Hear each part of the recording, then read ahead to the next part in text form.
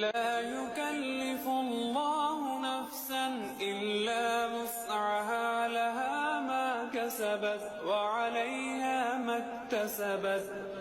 ربنا لا تؤاخذنا إن نسينا أو أخطأنا ربنا ولا تحمل علينا إصرا كما حملته على الذين من قبلنا ربنا ولا تحملنا ما لا طاقة لنا به واعف عنا